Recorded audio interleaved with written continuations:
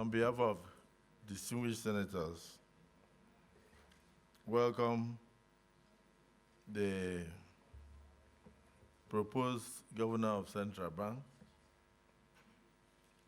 the 4 deputies to this confirmation, screening, and hearing. It is not usual for the Senate to read the correspondence from Mr. President on the same day and take the nomination screening on the same day. But because of the exigency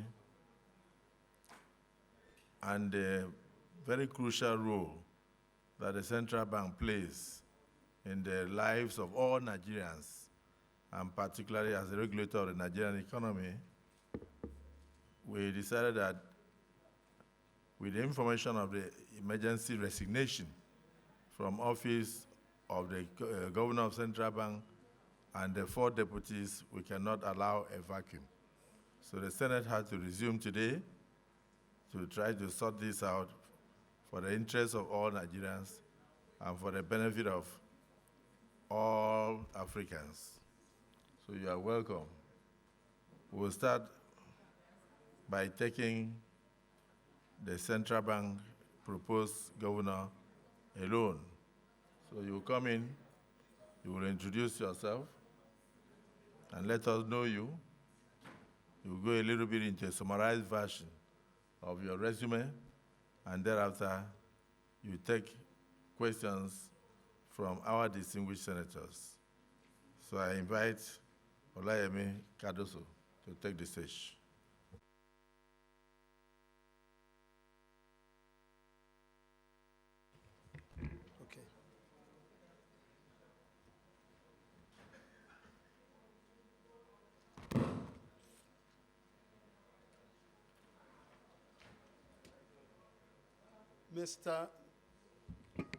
Mr. President, Your Excellency, the Senate President,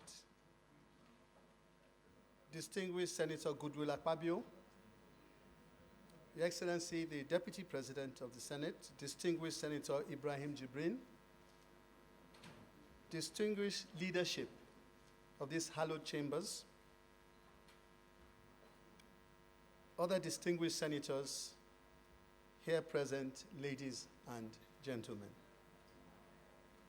I am indeed humbled to be here before you, standing as the nominee for the position of Governor of the Central Bank.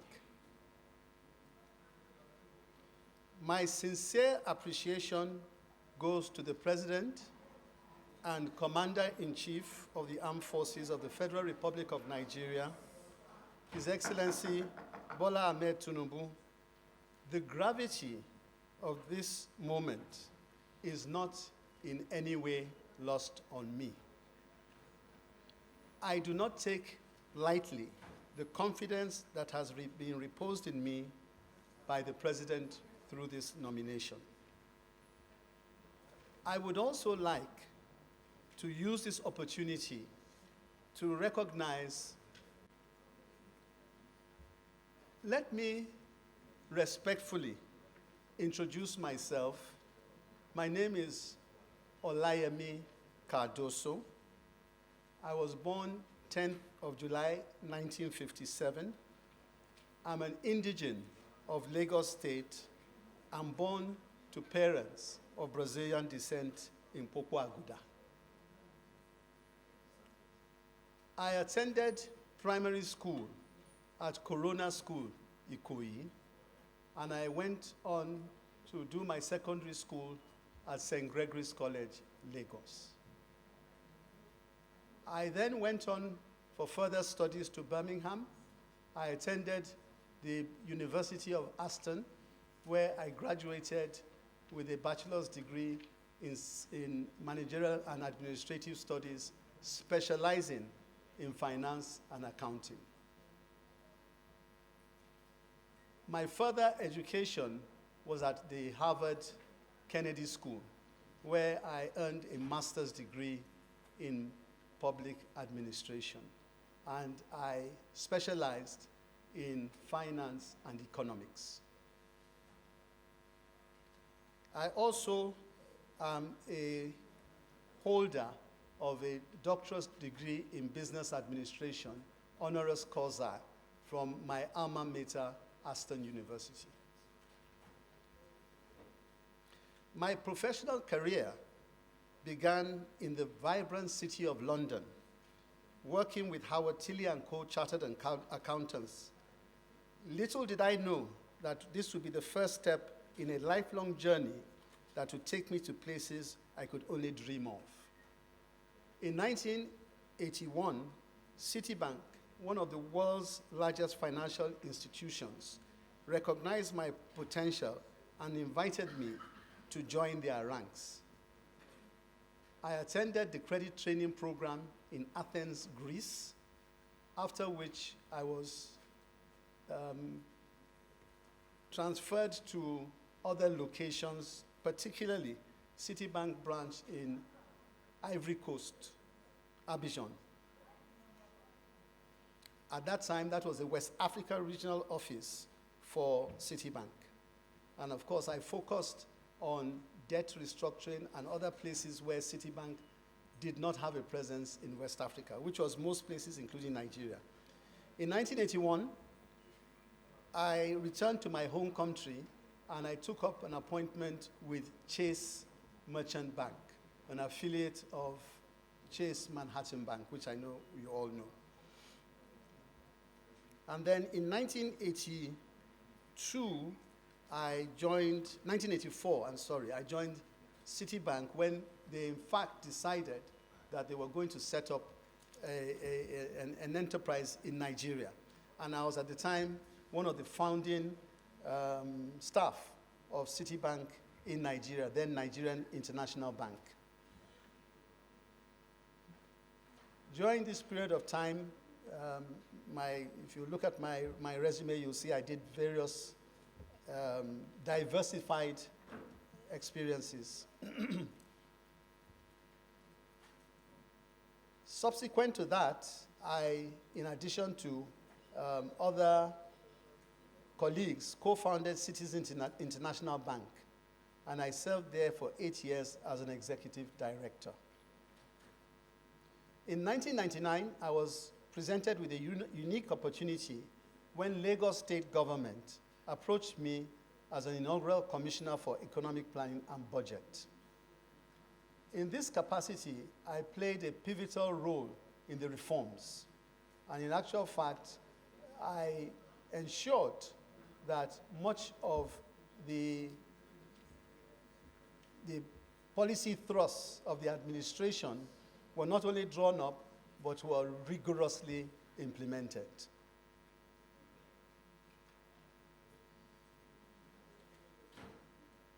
One of my achievements at the time was, of course, setting up a brand new ministry from scratch, which had no antecedent, and ensuring that the economy of Lagos was managed through this particular vehicle.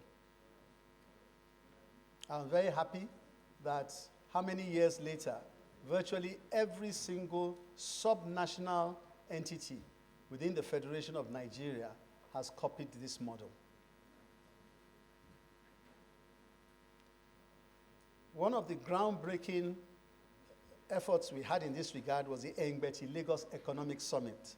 And I say this with all pride because till today, 20 years later, that particular entity as a major entity to articulate change within our society, and in particular, to bring together the public, private, and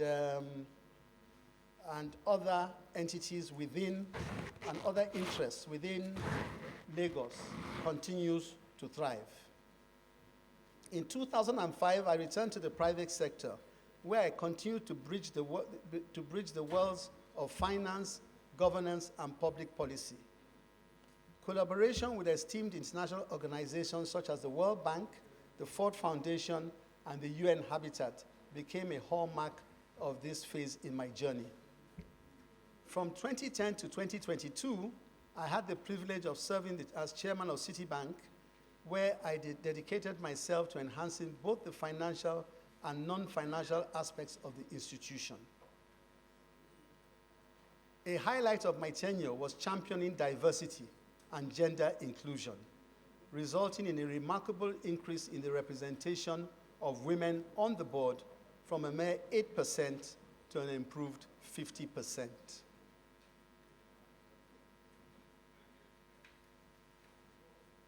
In September 2022, and I'll conclude with this, several months after stepping down as chairman of Citibank, I was given the Citibank Global Award for Leadership and Ingenuity. This was the first time such an award had been given to anybody in sub-Saharan Africa. And it was given in recognition of, I quote, "for outstanding contributions to business and society over the course of a distinguished career within Nigeria's private, public, and not-for-profit sectors, as well as academia, and for fostering the country's financial stability and development."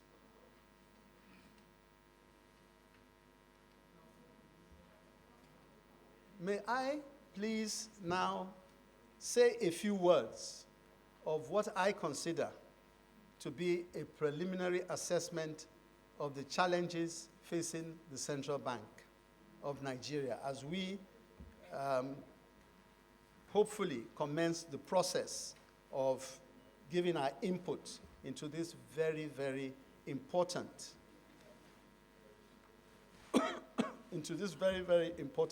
entity. The President, in his inaugural address, conveyed the need to clean up the CBN and its monetary policies. As a first step in this task, the President appointed a special investigator in the affairs of CBN, whose work is currently underway. Permit me, Mr. President, to use these preliminary remarks to outline the challenges facing the central bank, introduce high-level proposals to address reformation challenges, and discuss the roles of a refocused central bank in supporting the economic agenda of the President Tinubu administration. What are the current challenges the Central Bank of Nigeria faces? They are numerous. In assessing these challenges, the Central Bank of Nigeria, preliminary questions are being raised on how these challenges may be addressed, and I think that is what we are all interested in. One, we identify the issue of corporate governance, and how will issues of corporate governance be addressed. We also identify the diminished institutional autonomy.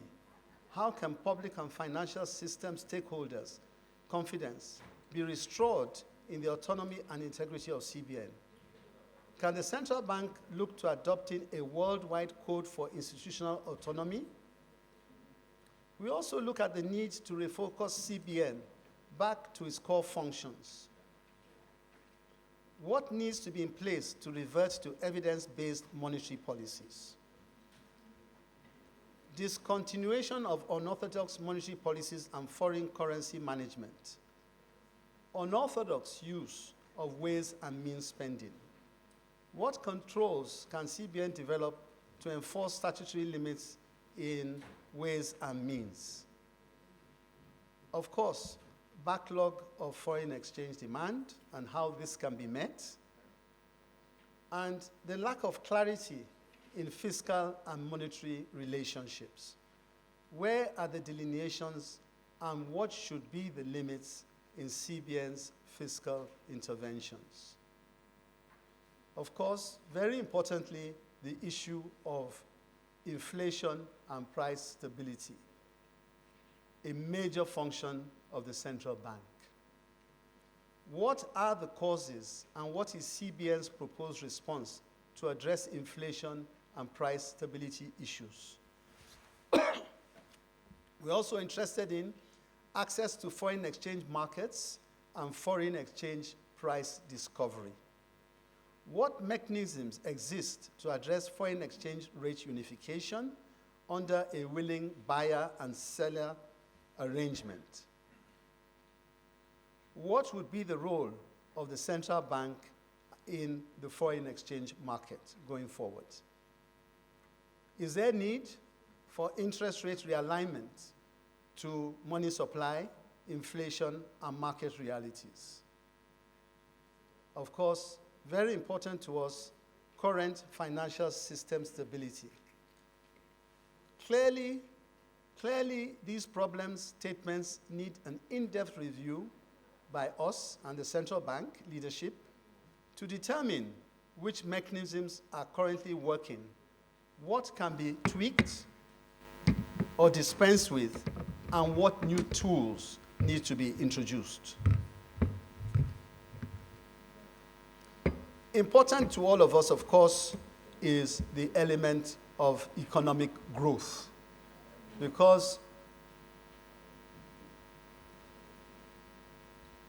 please, can you hear? Okay. What is important to all of us is the element of economic growth.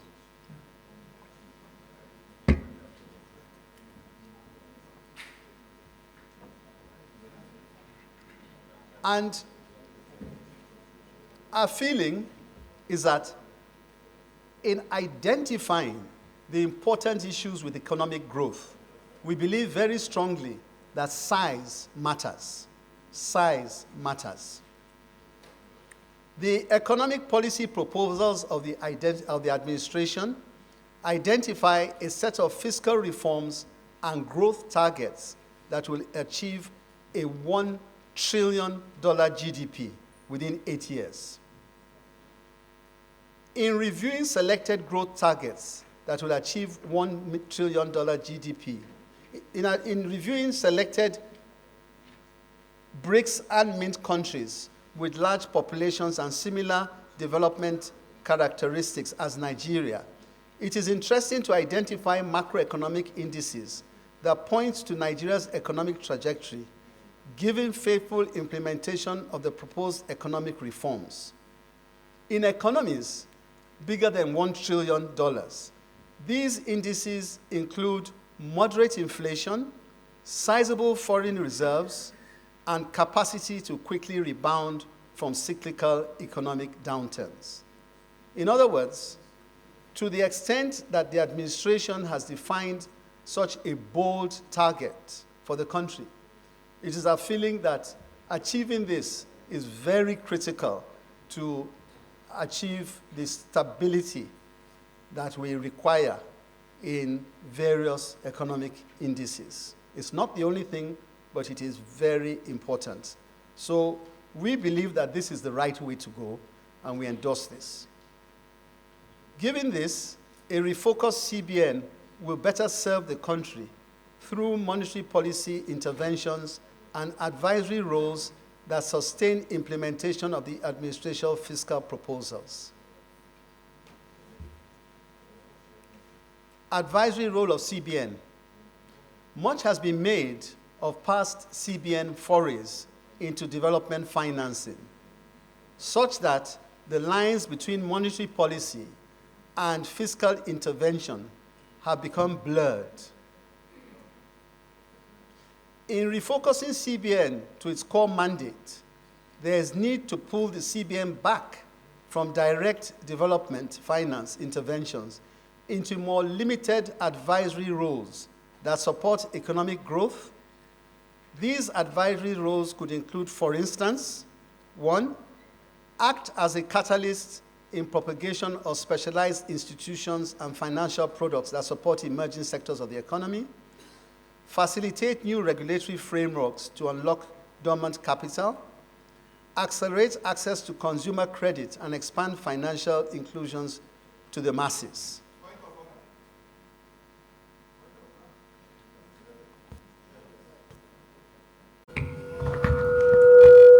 Mr. President, we are limited to our perspectives. You gave the nominee a particular directive, what to adhere to, but what is given to us is a literature. We must be limited to our perspectives. Bring the...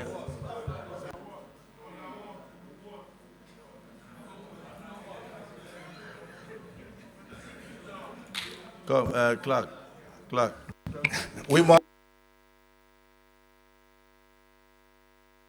53-1.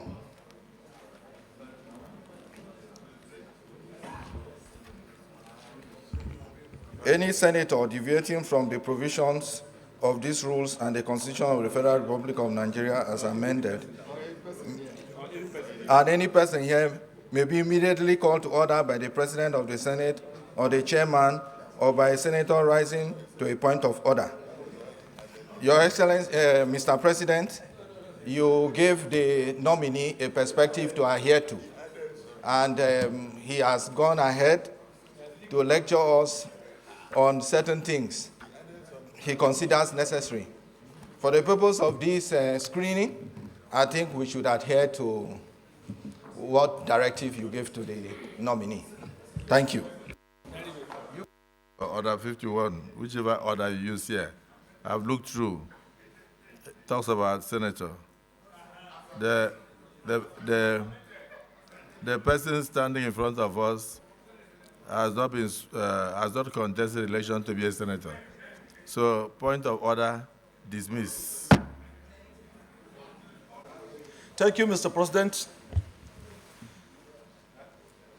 My name remains Abdulaziz Abubakar Yari. I represent the good people of Zamfara West.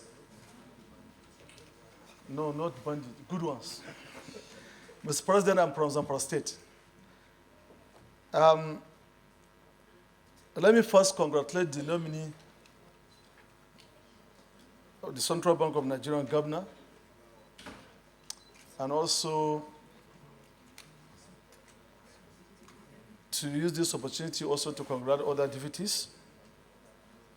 We pray Almighty God shall see you through and make a Nigerian economy better. Mr. President, I have two questions to CBN Governor. Mr. Governor, if you are confirmed, what do you intend to do in this current situation we found ourselves in the issue of foreign exchange? It's very, very critical to Nigerian economy. And as you know, from what you read and your experience, there is high hope from you by Nigerians to make a Nigeria better and hope to come back, understanding from 2015, CBN governor, CBN as a regulatory body is becoming like only source of Forex, which is not supposed to be. So on that line, what do you intend to do?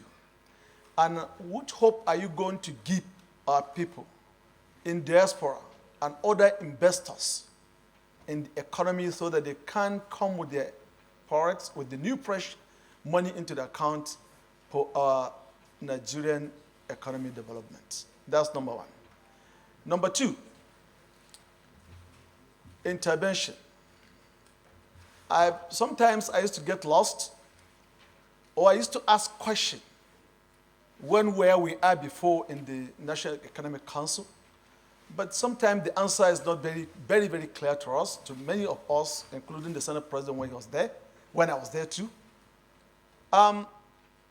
Is CBN operate on the same way, the pipe being regulatory kind of body of the banks as the commercial? Are there any way in their laws that they can make profit? Because the way sometimes CBN operate and sometimes come with the budget and expenditure, it's only that if you are making business and making profit that you can do such things.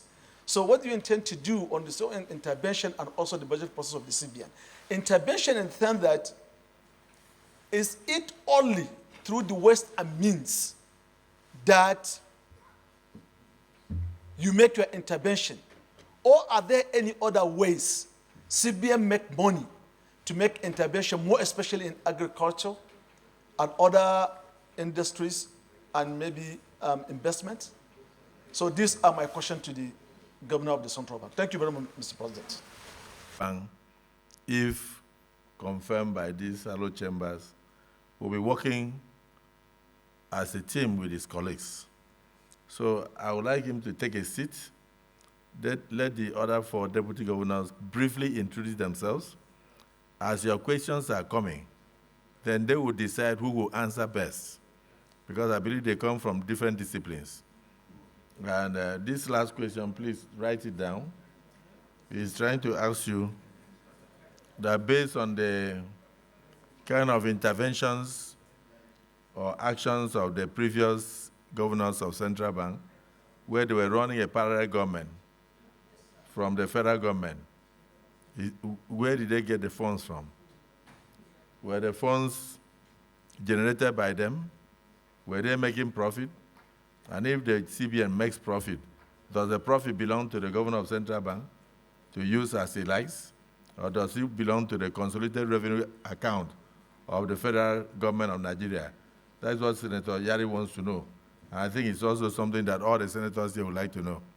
Because we hear of the CBN in agriculture, CBN in dam, CBN in construction of roads, CBN in tourism, CBN in purchase of plane, CBN in cocoa, CBN in building hostels in universities, CBN in building libraries, CBN in commissioning health centers, CBN in purchase of drugs, CBN.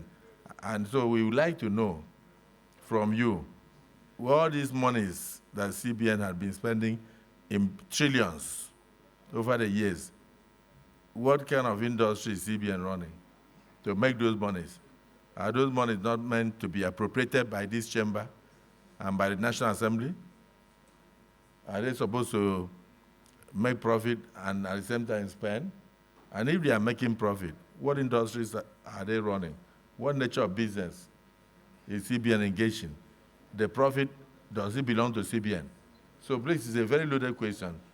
I would like you to take your seat, let your colleagues briefly introduce themselves so that all of you can decide on who best to answer the question so we can save time.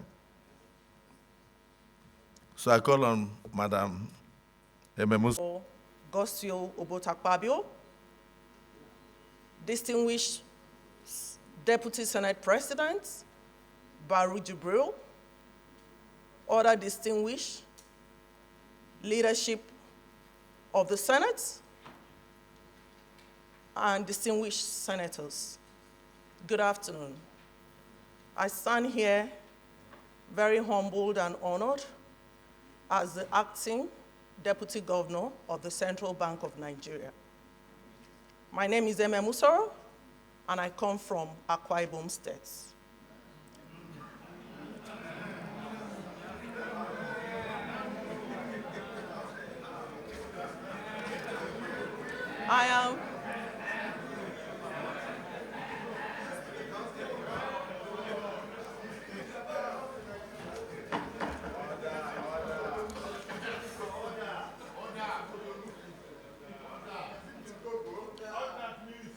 I'm a graduate of biochemistry from the University of Uyo. I have an MBA from Obafemi Awolowo University. I'm an alumnus of Harvard Business School. Have attended several international programs, some of which are the Advanced Management Program in Harvard, General Management Program, the Strategic Marketing Management Program, Authentic Leadership. I've also attended Corporate Credit Analysis and Financial Modeling from Euromoney, and I'm also an alumnus of Lagos Business School.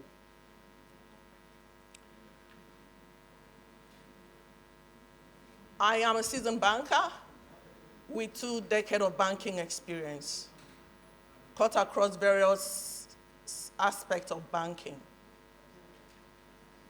I started my banking experience from a very humble beginnings, working as a customer service officer and growing into the ranks up to executive director in August 2022 with the United Bank for Africa.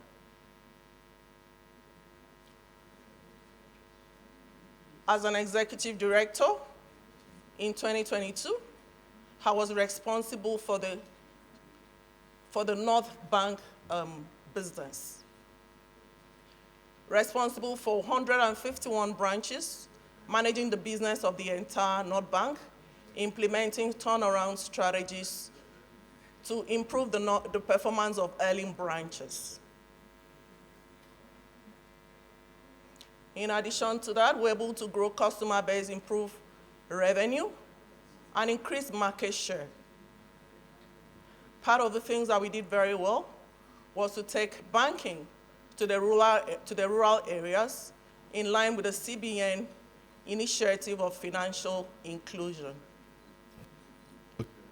And I want to reassure every one of you today that I work with the new team to ensure that we change the narrative. We are very much aware of happenings in the economy, and I want to assure every one of you today that I work with the new team under the able leadership of Mr. Yemi Cardoso to ensure that we change the narrative in the Central Bank of Nigeria and the economy as a whole. Thank you. Thank you. He's not a senator. He's not a senator. Is he a senator? He's not a senator. There are many people. There are many people running around.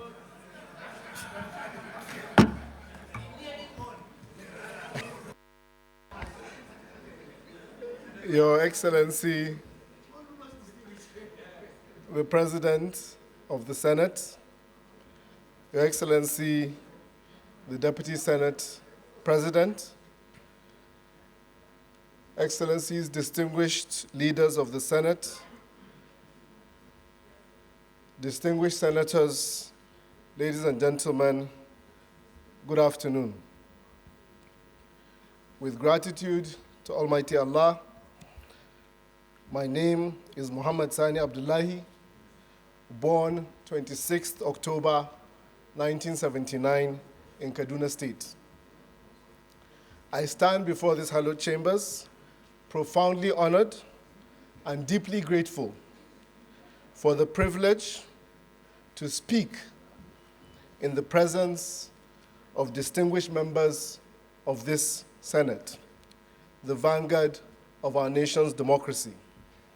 With utmost humility and an unwavering sense of duty, I extend my heartfelt gratitude for the nomination for the position of Deputy Governor at the Central Bank of Nigeria.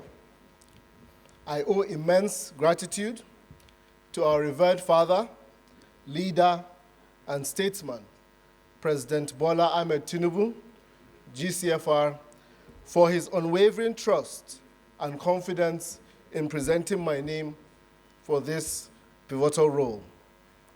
His visionary leadership and steadfast commitment to the prosperity of Nigeria have been a wellspring of inspiration for us all.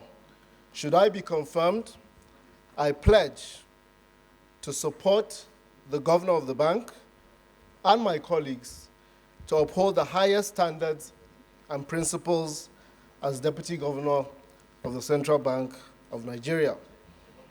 Your Excellency, distinguished senators, I'd like to provide a very brief overview of my educational background and experience. My early years in primary and secondary school were spent in Kaduna State, in Essence International School. I completed a bachelor's degree in economics at Ahmadu Bello University, Zaria. I proceeded to also complete a master's in international affairs and diplomacy in ABU Zaria. Subsequently, I completed a master's degree in development economics and policy at the University of Manchester in the United Kingdom. I am currently rounding up a PhD in Henley Business School at the University of Reading. I have 2 decades of experience in development policy formulation, public finance, and project implementation. I have had a career spanning the private sector, public sector, and international development. My initial specialization was in credit and risk management during my tenure at EcoBank Nigeria, providing me with the foundational skills and experience in finance, risk assessment, and regulatory compliance. Subsequently, as a development economist, I have served as a member of the World Bank Expert Advisory Council and held the position of policy advisor at the Executive Office of the United Nations Secretary General Ban Ki-moon in New York. These roles have allowed me to contribute to global development initiatives and gain valuable insight into the complexities of economic policy at an international level. In Kaduna State, I served as the Commissioner for Economic Planning and Budget, followed by the position of Chief of Staff to the State Governor for over 7 years. In these capacities, I played a role in designing, coordinating, and implementing government policies across all sectors. I had the opportunity to lead the Infrastructure Council, overseeing the largest infrastructure expansion in the history of the state and coordinating the portfolio of economic and social infrastructure across 23 local governments. During my time as Commissioner of Budget, we formulated economic policies, designed the state fiscal strategy, and coordinated the implementation and monitoring of the state budget. During that time, we also designed the State Development Plan, established our Economic Intelligence Unit, strengthened data and statistics capabilities, created an infrastructure master plan, industrial policy, and a plan to accelerate achievement of the SDGs. Through my career, I have held several positions of senior economist and economic advisor in the presidency and in the Nigeria Governors Forum, respectively.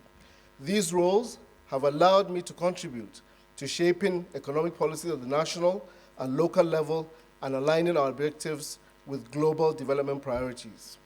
In conclusion, my diverse experience in development policy, banking, public finance, and project implementation have equipped me with the necessary skills and insights to contribute effectively as the Deputy Governor of the Central Bank, if confirmed.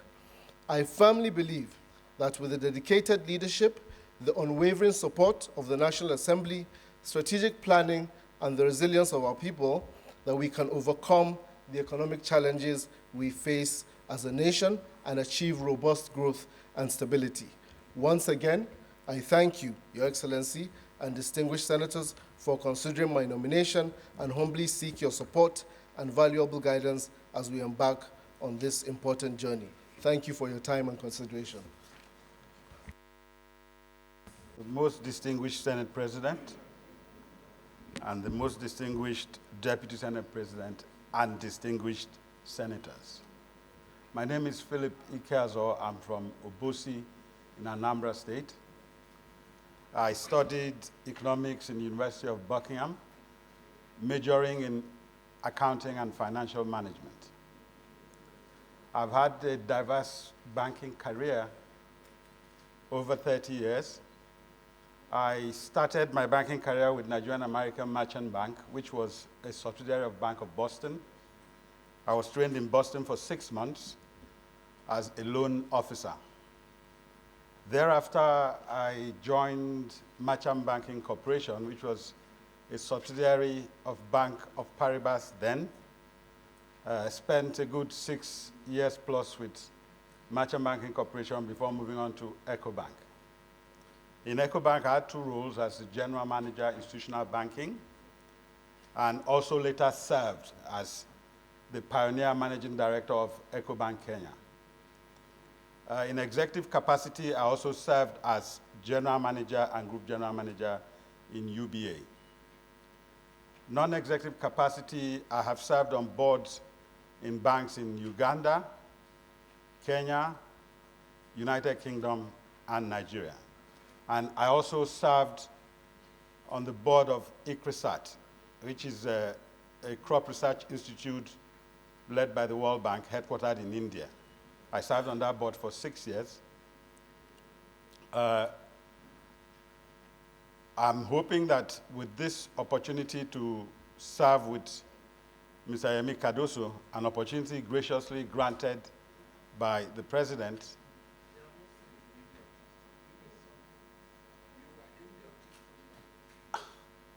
I was sorry. I was also the managing director of Keystone Bank for 4 years. I was the MD of Keystone Bank for 4 years. I did the turnaround in the bank and handed it over to the new parties. So I'm humbled by the nomination by the President to serve with a thoroughbred professional like Mr. Yemi Cardoso and a very good team. And with the support of this most distinguished Senate, we hope to be able to face the task ahead, which is not an easy task in any way. Thank you very much. The President of the 10th Senate, distinguished Senator Godswill Obot Akpabio, Your Excellency, the Deputy Senate President of the 10th Senate, Senator Jibrin Barau, distinguished members of the 10th Senate, and of course, special recognition to the distinguished senators from Taraba State, Senator Shuaibu Taraba North, here present, Senator Excellency Haruna Manu, present in spirit, as well as Senator Jim Kuda of Taraba South, also present in spirit. I also recognize all other distinguished senators here present. And my name is Bala Mohamed Bello, and I'm from Kakara, Mambila Plateau, Sarana Local Government Area of Taraba Central Senatorial Zone in Taraba State. I was born in the ancient city of Kakara, Taraba State, and I'm happily married, of course, with an army with 7 children. I stand before this respected chamber today, humble and highly, highly honored by the trust reposed in me by His Excellency, the Father of the Nation, President Bola Ahmed Tinubu, Grand Commander of the Federal Republic, as a nominee to serve as a Deputy Governor on the board of the Central Bank of Nigeria. I thank Almighty God for making this possible, and I'm eternally grateful to Mr. President for giving me the opportunity to serve my fatherland once again. This is indeed a testimony to what we've done in the past, as I've been called by 2 different presidents to serve the fatherland. I just resigned from Nigerian Export-Import Bank, in which I was appointed 7 years ago to serve as the Executive Director of Corporate Services, and I'm also glad to say here that the chairman of one of the committees in which I was making presentation is here as a distinguished senator. I'm equally grateful to the 10th Senate for giving me the opportunity to present myself here for screening. I obtained my Bachelor of Science degree in accounting from Ahmadu Bello University Zaria, and also an MBA from the same institution. I've successfully completed the High Potential Leadership Program, Harvard Business School, Boston, Massachusetts, United States of America, and I've also completed the Executive Development Program as a young professional at the Wharton Business School, Philadelphia, in the US as well. I also hold a certificate in operations leadership from the Richard Ivey School of Business, University of Western Ontario, Canada, as well as a portfolio management certificate from the New York Institute of Finance. In addition to that, I also hold the Stanford Graduate School of Business certificate in leading change and organizational rigor, as well as other certificates that I've obtained in various business schools across the world. I started my career with Guaranty Trust Bank shortly after my NYC in 1999, and I joined the Securities and Exchange Commission as a financial analyst in the year 2000.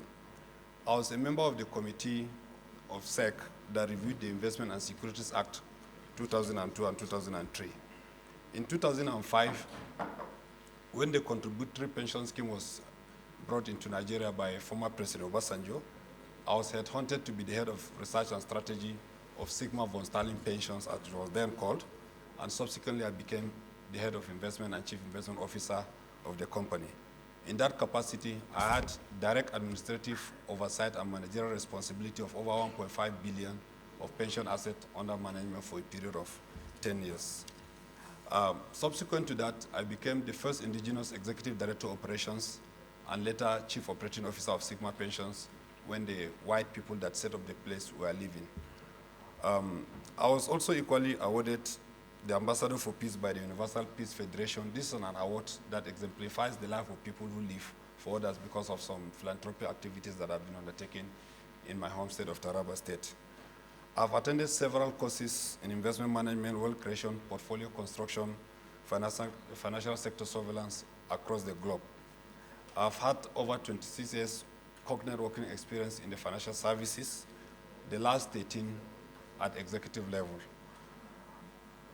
Given the position of the Deputy Governor of the Central Bank, if confirmed, I assure you that whatever experience I've gathered over the years, backed by a lot of brain power from some of the best gurus in the world, we are going to turn around the fortune of this bank with your support.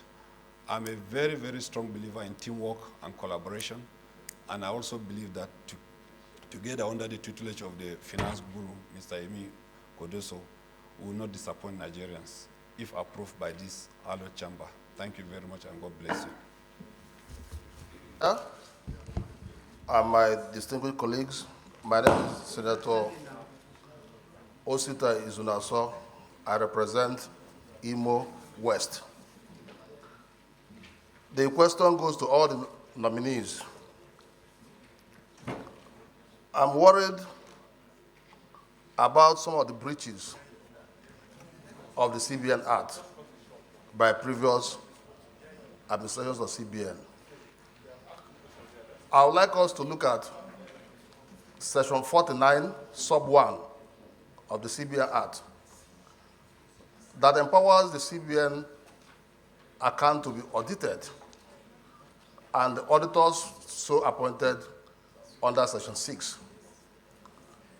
Well, you will agree with me that Section 49, Sub 2 further states that the Auditor General of the Federation shall examine the records of the CBN account. And thereafter, Section 50 says that such account shall now be transmitted to the National Assembly and to the President within 2 months of the close of the financial year. Why is it that this has not been the case? Because assuming that this has been happening, a lot of issues would have been settled even before now. Question number 2. The CBN Act, also in Section 2, Sub D, is clear about the functions of CBN as it relates to money and capital market operation.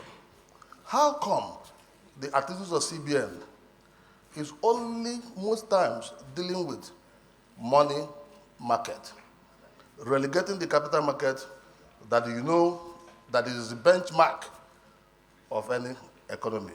I would like you to look at this. I have a third question. Mr. President, okay, I've been asked to stop at 2. Thank you. Senator Babangida Hussaini, representing the good people of Jigawa Northwest. Mr. Presidential, the gubernatorial nominee, my question really wanted, I really wanted to dwell on the issue of number of industries that are collapsing every day. The recent data from the Federal Ministry of Trade and Investments indicate that almost 370 industries have folded up in the last 1 year. My take was that a lot of interventions needed to be done in terms of supporting these industries with capital and soft loans. But listening to you, I captured you saying that you want to withdraw the CBN from the interventionist policies to more traditional catalytic policies. And I'm like, where do we handle this problem? Because really and truly, if we really want to grow the economy, if we really want to provide employment for our people, if we really want to save our scarce foreign exchange, then we have to develop our local industries. The era of import substitution strategy is gone. Every country now is developing and encouraging formation of industries and companies that will provide employment for their people. So I really want you to reconcile these positions, and maybe possibly if you have another policy thinking that will help us in bringing back to life these collapsing industries. Thank you. All of you, Mr. Cardoso and the rest. And I just want to ask one question, because some of the questions I would have asked have been, would you have the courage to say no to what has brought Nigeria to where we now have an 87 trillion naira debt because of an indiscriminate use of ways and means? Thank you. President, we have looked at their CVs, and no one needs to ask questions much on the CVs and the compliance. But the most important thing, Mr. President, the CBN governor, I want, if this House confirms you, I want you to be a listening governor. Because from practicality, you find some technocrat or some people in the system that can help you. Looking at our economy today, everybody that is into importation today depends on CBN for forests. But I also think that if we're able to put 5 modular refineries in the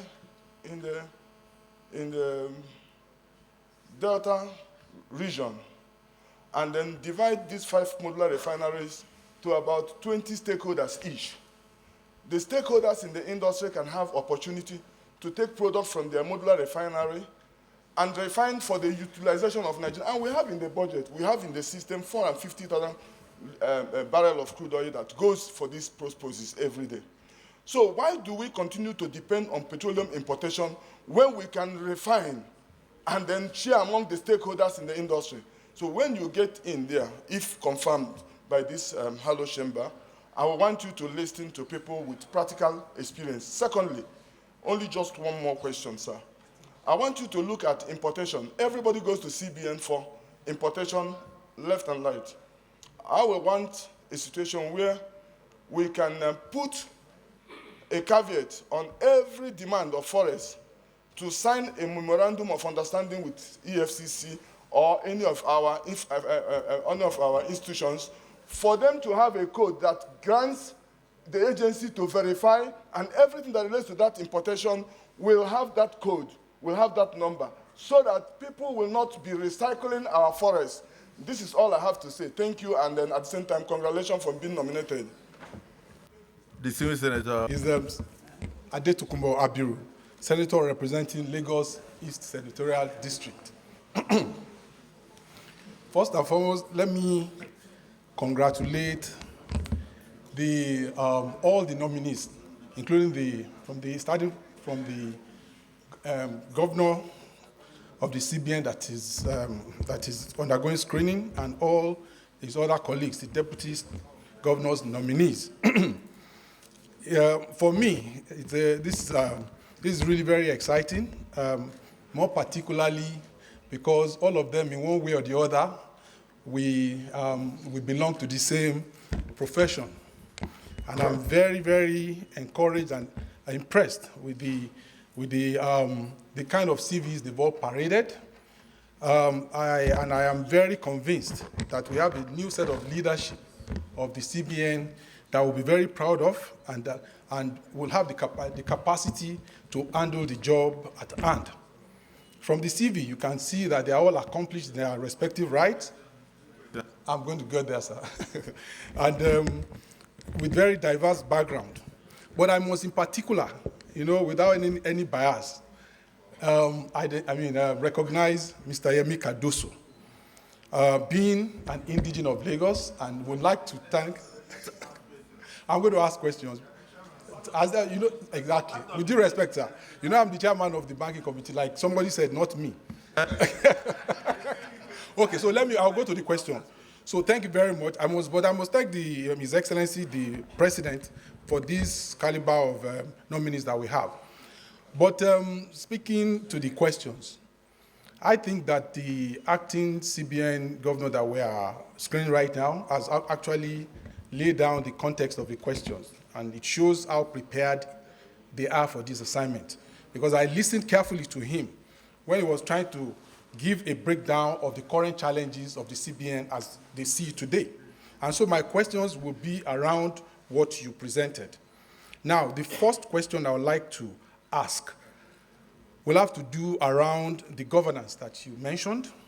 I think we're at a point where, we need to restore the dignity and the confidence around the CBN. So I would like to know, in clear terms, how do you want to go about the professionalism and the accountability of the CBN, in restoring the dignity the dignity of the institution? That is one. You also mentioned price stability. And my question around price stability, that is speaking about interest rate, inflation, and exchange rate. And the fact that you are also very conversant with the aspiration of the economic agenda of the new leadership of the country in achieving a 1 trillion GDP in the next 8 years. So my question then is, how are you going, what kind of mechanism are you going to put in place that will deal with all the distortions that we have in all of these price stability indices today as we are, so that we can begin to see the growth that we desire in this country? And lastly, I'll speak on financial system stability. You also mentioned the current state of the financial system stability of... please, can I take this one, sir? Okay, just permit me to take this. Please, I plead. Can I just take this? Please, so on financial system stability, we have AMCON, which came about by the crisis that we experienced in 2008. Now, but unfortunately, AMCON will appear to just still be lingering. It came into being, if I recollect, maybe 2010. For a period of 10 years, this is almost 13 years after, we don't know when we are going to see the end of AMCON. I'm bringing this up because part of what we have today that we need to start planning ahead for, we have had COVID-19. We also are still undergoing the Ukraine-Russian war. The impact, they have also impact on our own system here. Even the reforms that we have currently in the country today. The first area the sector where you see the stress of all of these kind of challenges is in the financial system. Now, AMCON is still hanging. Look, down the line, we probably can see potential crisis. So what will be the plans around the financial system stability that you are going to put in place? Thank you very much. Well, despite the long education situation, and you are saying that with our local currency at an all-time low since 1960, where the naira, where the dollar is now exchanging at 1,000 naira to a dollar. 1,000 naira to $1. When there was a time when the naira was stronger than the dollar. That it was at a time 70 cents to 1 naira. But today we are talking about 1,000 naira to a dollar. So you're asking the CBN governor and his team, what quick wins, what quick measures are they going to put in place to stop the helpless slide of the naira? Because I don't think the naira can help itself as it is falling. What will they do in the immediate, short-term, long-term, and in fact, in the short-term interim measure, what will they do to stop the slide of the naira? So I think that is what we were trying to say before you came down to the fact that AMCON has existed. It was supposed to be a child of necessity for an emergency situation. but it has now turned around to be a standing committee. You understand? And so what measures will he put in place to bring an end to AMCON, if I understand what you are saying, so we don't end up suffering from the effect of the, what we are putting as a short-term measure. Many countries in the world never use such short-term measure up to 10 years. So I think he's noting what you are saying. He's still going to have the boldness to bring AMCON to an end as soon as possible, and then he will give us a time frame. Distinguished Senator Orji Uzor. I want to first congratulate the nominee, and my own would not be really questions. It's, number one, you've been given this job, and I know you are very capable, because I just told Senator Abiri that I cannot see any other capable man at this time with his team to do this job. I know almost everybody there individually. They have the best education, they have the best training, and all the rest. So my questions are, now the manufacturers are suffering. Manufacturing capability in Nigeria, the capacity utilization has gone very down. The emolument of our workers have gone very down. The transportation costs have gone very down. And the exchange rate is climbing every day. And the central bank in the past have left their job. They did not focus on policy making for the country, because there is no way in the world a central bank will go and be talking about fuel or talking about rice. It's only Nigeria can hear that kind of rubbish. So are you going to be involving yourself in going to trade on petrol or trade on rice? Because it is embarrassing. Your job is to give us fiscal policy that will stand the side of time. It's not to go and be giving us that you are growing more rice or growing more. This are live for businessmen like us to grow more rice and manufacture more vegetable oils. So please, if you are confirmed by this Senate, what are you going to do in the short time, middle time, and long time purposes to rescue Naira? Because Naira is finished. I was just looking at today, somebody told me it's already 1,000. So if I have 100,000 Naira, I can't even buy the dollar. That's what it means. So what are you going to do? I don't want you to be a yes. Will you be able to tell the president, this is wrong, I will not do it? You must tell the Senate that you will be able to do that. Because you must be able to tell the president, no, this is wrong, I will not do it. I would rather resign than to do this. We are dying in Nigeria. Nigerian people must have value for governance. Please, I want you to take the Senate through the Senate president. Thank you very much. He is a very good guy. I know your capability. I've known you since I wasn't even a governor. I banked with you in all the banks where you work. Most of you, I banked with you people. And I know you're a very honest man. Will that honesty produce for you to take President Tinubu? No, sir, I will not be able to do this one. It's wrong. This is what I want you to carry in your mind. Please.